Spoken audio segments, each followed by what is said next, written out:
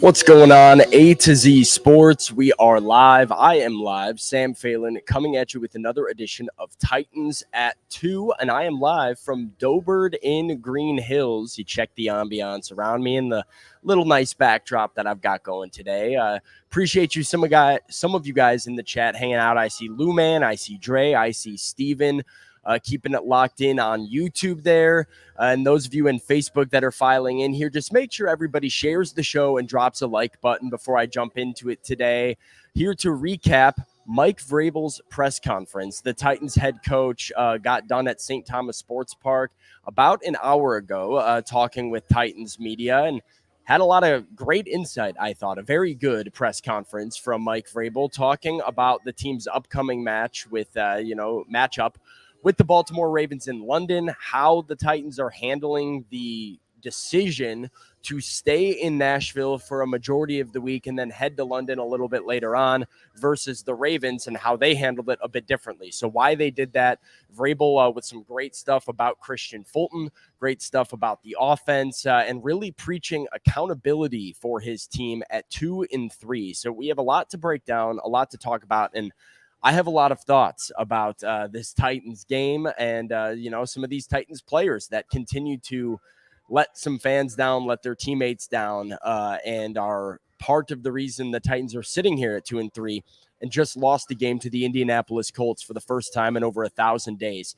Before we dive into everything today, I want to give a huge shout out to our partners at Doberd.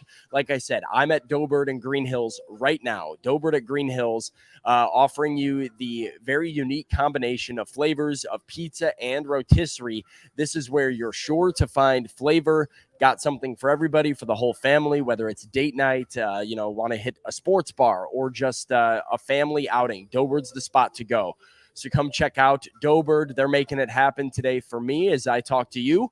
Love Doberd, appreciate them. Let's talk Mike Vrabel. Let's talk about this game first and foremost because the Tennessee Titans are 2-3. And I really thought coming out of this game, Titans fans and I would be able to have a more optimistic view on this season and on this team. The Titans have done this up, down to start this year. I've been waiting to see some sign of consistency, some sort of identity.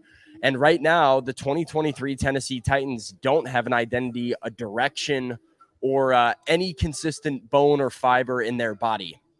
They were awful against New Orleans. They were very good against the Chargers. They were even worse against the Bengals. Then they were even worse against the Browns. Then even better and really good, played their best game in a very long time against the Cincinnati Bengals in week 4, just to disappoint everybody and lose a game that felt very winnable against the Indianapolis Colts. And as Karen says, my bad, not enough. That seems to be the vibe in the Titans locker room for most of the team, taking a lot of accountability, putting their hand up, saying, we're not doing the job right now. And that was the message from Mike Vrabel, who right now is looking for answers on how his team can get this thing on the right track. And, oh, by the way, win on the road. Titans 0-3 in road games so far this year. 7-week period, you've lost the first 3 games on the road. What has to change or improve to get a win away from home? Well, all the things that are necessary, that we believe in and that we know that we have to do, which is, play better defense, create some turnovers, create shorter fields for our offense, and when we get down in the red zone, making sure that we're turning those opportunities into touchdowns, and we're able to do those things yesterday. That was Tennessee Titans head coach Mike Vrabel at St. Thomas Sports Park earlier this afternoon when I had a chance to speak with him during the press conference, ask him about his thoughts on this game. A little bit of a different vibe from Mike Vrabel's typical coach better, play better mantra that he likes to just beat the drum of after every single loss. This version of Mike Vrabel, at least I get the sense, is growing more and more frustrated with some of the things that are going on. I mean, you can only talk about technique, only talk about certain things you need to see from your defensive backs or defensive line for so long before it's like not happening. You get frustrated and you have to make a change. Specifically, it's no secret. Everybody's looking at Christian Fulton. Everybody is aware that he currently leads the National Football League in pass interference penalties, that he's racked up 118 penalty yards against so far this year, that he has not been very good. He's been getting beat on deep balls and explosive plays, and he's had untimely explosive penalties that create things. But for me, where I really struggle with Christian Fulton now is what he said in the locker room after the game.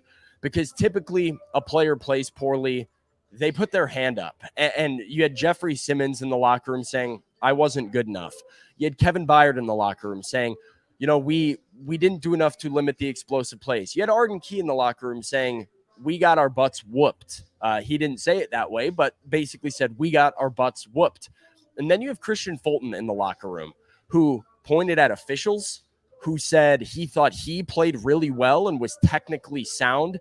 He called it one of his better games and even said, those double moves that those receivers are putting on me, it's only because my coverage is so good. They have nowhere else to go. I'll let the video speak for itself and give you all of my thoughts after. But here was Christian Fulton yesterday in Indianapolis after the Titans lost to the Colts. He pushing me over. Thought I would score, so it's a part of the game. Thought of me personally, bad call. So life is a DB. And that's what it is. What is starting to go wrong? Because typically you're a very technically sound corner, but some things aren't happening. What's going into that? I feel like I was very sound today.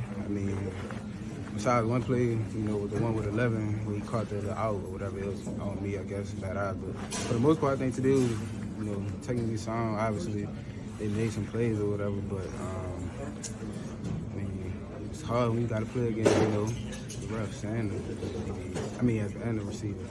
But life is a DB. I'm gonna keep stepping every time, so I'll be back next week. That play with Pittman, that was managed basically just a move, or the one you were doing. Yeah, he gave me a double move. Like I said, if you own everything, they're gonna try to do double moves on you. So, that's what I gotta start expecting now, I guess. You feel like you're starting to see that more often? That's the only way they can get open. Keep running double moves. So what's happening on that? Is it a matter of like you're getting caught with your eyes in the backfield? You're sitting on the stick? It just depends on the situation. It could be third down. You gotta play the sticks. It really just depends on the situation. What coverage you in, and all that. So that's Vrabel said he was coaching up at halftime on something. He said he just wanted us to be aggressive and a challenge. Like I said, it's a thin line between playing aggressive and, like you said, when they're doing double moves too. So, I don't know what I could do. Like I said, I could be better with my eyes, I guess. What's frustration like? There you have it. Titans cornerback Christian Fulton after the game he had yesterday. I've got a lot of thoughts on this, and I'm about to get into it and break it down and also show you some of what Mike Vrabel had to say, detailing and kind of elaborating on his thoughts on Fulton. But before I do that, do want to give some love over to Doughbird, our partners at Doughbird. That's where I'm at right now. I've got a seat in a nice booth, and you check out the ambience behind me. You can grab a seat here, grab a seat at the bar, and stay a while sipping on inventive craft cocktails made with daily fresh juices and homemade ingredients, alongside local beers, a menu of wines to pair with every delicious bite. Doughbird's got happy hour Monday through Friday, 3 p.m. to 6 p.m. with deals starting at $5, including half-price bottles of wine on Tuesdays, and a recently announced Bottle and Bird special that features a bottle of wine, a whole rotisserie chicken, and 2 sides for $40 when you dine in. Doughbird has something for the whole family, for everybody, and every occasion.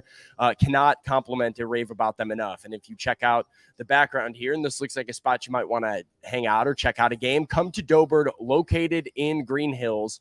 Doughbird, making it happen, where you're sure to find flavor.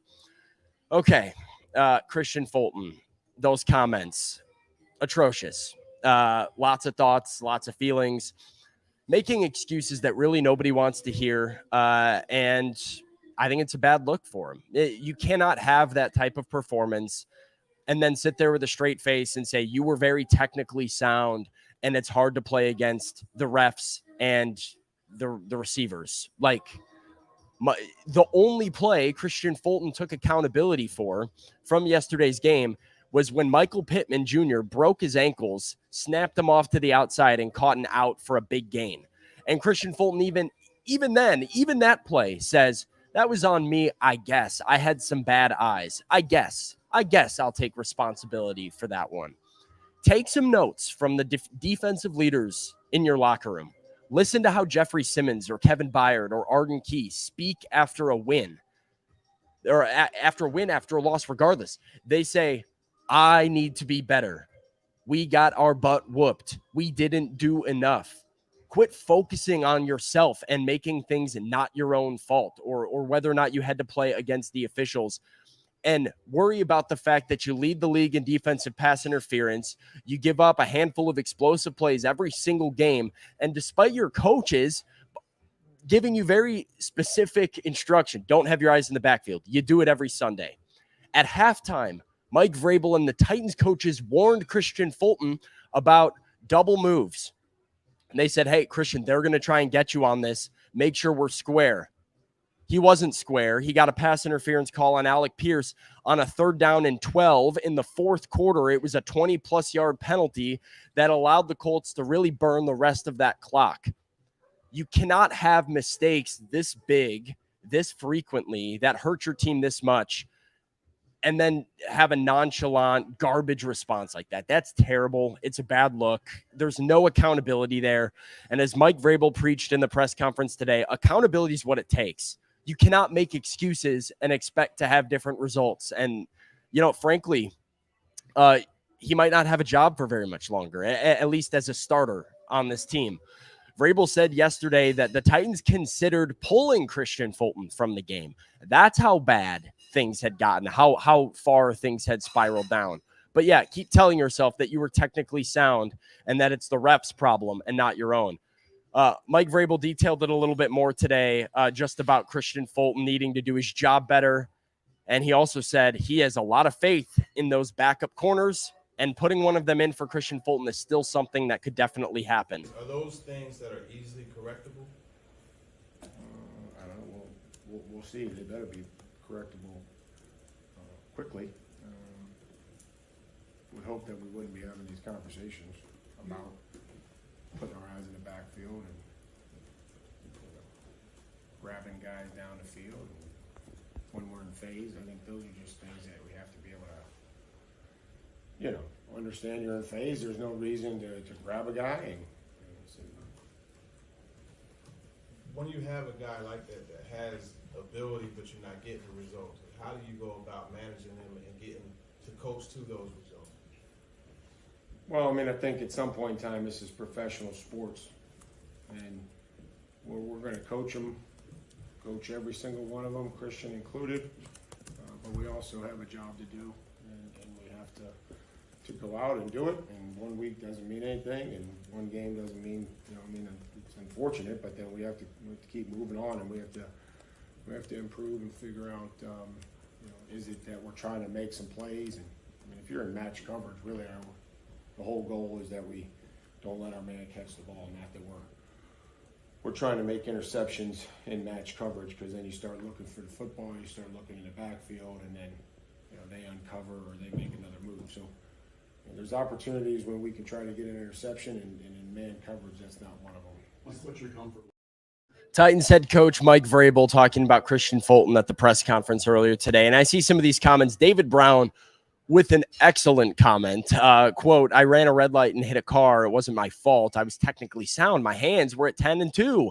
That is what it sounds like if you're Christian Fulton right now. You can preach technically sound all you want. The results speak for themselves, and the result is, a lot of big plays for Alec Pierce and Josh Downs and Michael Pittman Jr. and, untimely penalties at that.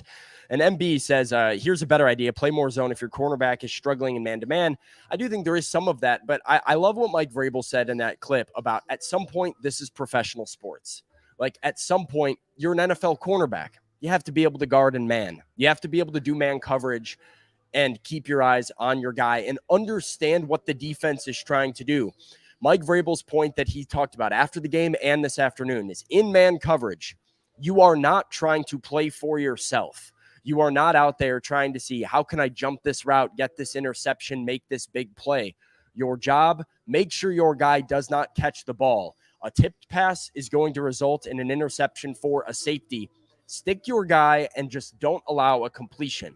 Christian Fulton with his eyes in the backfield either means he's not technically sound enough to stick with his guy, not confident enough to stick with his guy, or he's getting jumpy. He's trying to figure out how he can hunt an interception in man coverage when that's not what your defense is trying to do. It's bad play. At some point, it's professional sports. Do your job. Do what's asked of you. He hasn't all year this year. Like, I feel like a crazy person that we're sitting here and we're trying to figure out excuses for how his coaches can put him in a position to, like, maybe succeed. Like, yeah, coaches always need to do that. You have to step up and make a play. You're a National Football League cornerback. You're trying to get paid next offseason, like a starting cornerback, like a CB1. You're not playing like it. You're playing like a special teamer. I'm over it. Mike Vrabel, over it. If you watched his reaction to that Christian Fulton penalty, he's over it. So don't be surprised if Kindle Vildor or Trey Avery or one of these Titans corners starts to potentially get some reps in London, or if this leash is very short.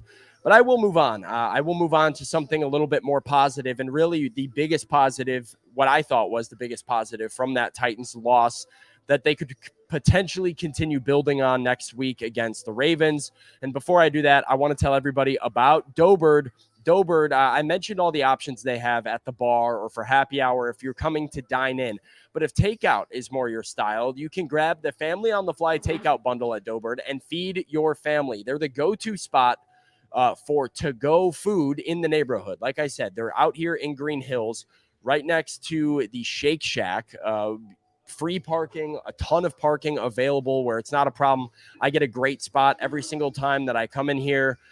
This is where you're sure to find flavor with the unique and perfect duo of pizza and rotisserie, Doughbird in Green Hills. So come check them out. Okay, what is this big positive?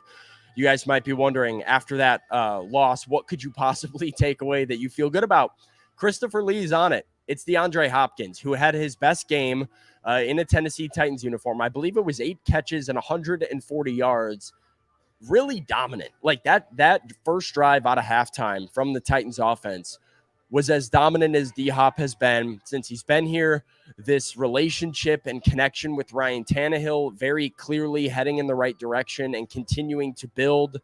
And without Treylon Burks on the field, with NWI having 1 catch and I believe Chris Moore having 0 catches, it was DeAndre Hopkins that was making all these plays. So, Mike Vrabel talked a little bit about it during the press conference about how Hopkins knows that is kind of what he's going to have to do in some of these games. But I think Titans fans need to feel really, really good about this.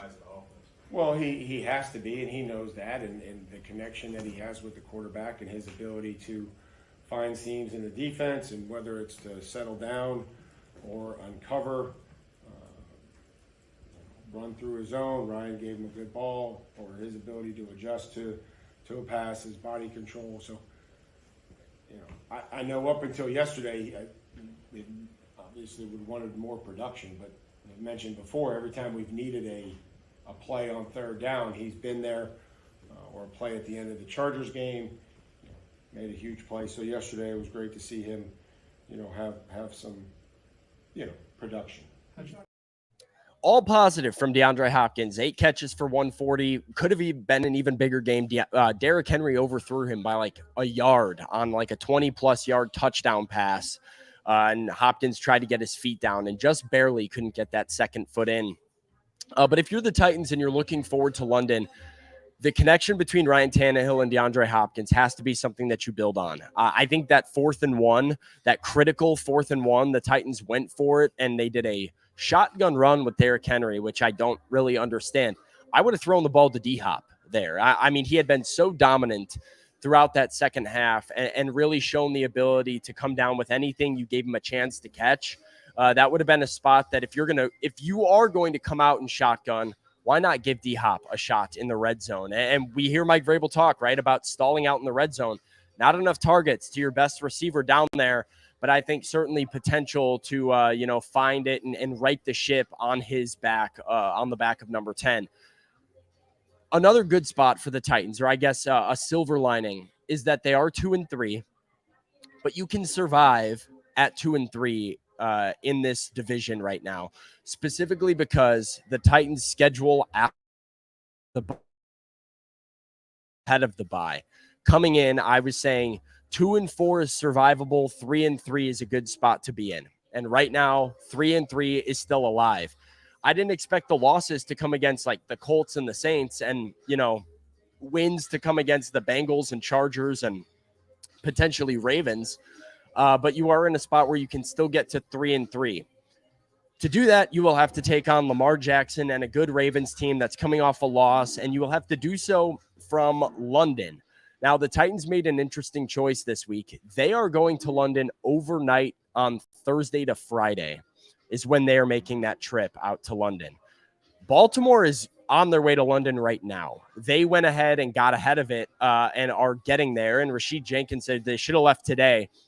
There is an argument to be made, right? Especially when you watch how the Buffalo Bills looked last week against the Jaguars, that getting there, getting adjusted to that time change, getting out in front of that early in the week is the better move. Mike Vrabel explained a little bit at the press conference why the Titans opted to wait until later in the week and what things they might be looking to do differently from the last time they were out there. I think the last time that we went over is get a lot of work in here. Have everything that we need here at the facility. Work ahead, make Tuesday a Wednesday, Wednesday a Thursday, Friday, so on and so forth. Get over there, get adjusted, have a Friday practice, clean up a lot of the stuff that we did, and then have our normal preparation for the game. I've talked to a lot of people that have done it both ways, and that's how we did it the last time. Felt like we were ready to go, and just didn't end the way that we wanted to. We're going to get the 2-point conversion. That's But as far as like operation wise. Oh, okay. Yeah. I felt like it was good. I felt like the hospitality was good. We provided buses and security and things for the players so that they could go into the city and see what they wanted to see. That worked out well. Guys left, went down there early, got back early, got sleep. We do a little light workout, stretch, and take a walk, and do some stuff before our Friday meetings. Other than that, I don't know what, we'll have all our staff over there, our training staff and medical staff for the players. So some interesting stuff there from Mike Vrabel. Really says, so why not go why not go earlier in the week? Seems like Vrabel very much a fan of having conveniences of your own facility through those first 4 days of the practice week. Titans do have like a lot of things made available to them, and he talked about the hospitality while you're over there, but nothing quite beats when you're in your own building. The trade-off of that, how did the Titans adjust to a time change? They have to be very intentional with their caffeine consumption, with their sleep schedules, with how they manage it so that you're not playing a Sunday morning game jet-lagged and wondering what hit you. So I do tend to lean against this call. I think it is smarter for NFL teams to go earlier in the week. And you see a game like last week with how flat the Buffalo Bills came out against a team in Jacksonville who had already been in London for a week leading up to it. I think you see the results show that you can get acclimated to London earlier, the better, and the better chance you have of winning that game.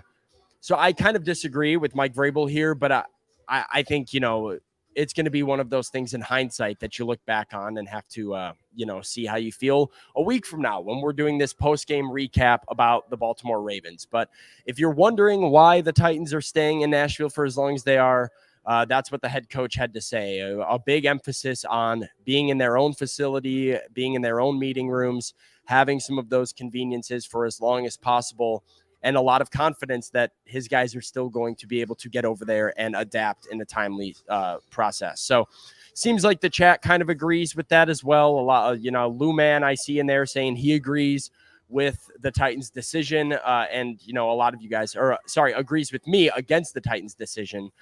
Scott says he despises overseas games. They're not needed. I think it's fun. I do think it's fun. I think, there might be a way of doing it that there should be a more uniform way of doing it. I think would be an argument where teams like the Jaguars had an inherent advantage over the Buffalo Bills last week in that London game.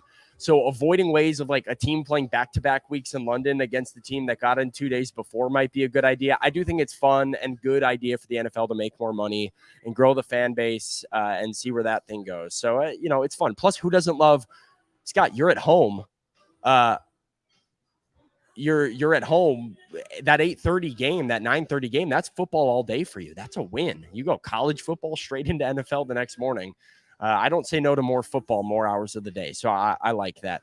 That's all I got for you guys today. Again, actually, let me throw this up real quick and give another quick shout out to my friends at Dobird. I'm sitting at Dobird right now. I've got a nice cushy booth deep in Dobird. And if you're liking the ambiance behind me, their happy hour starting in 35 minutes. So get here for happy hour for all of the deals that they have. They're located out in Green Hills right next to the Shake Shack. They made it happen today. They're powering it. And every single Titans at 2 is powered and presented by my partners at Dobird.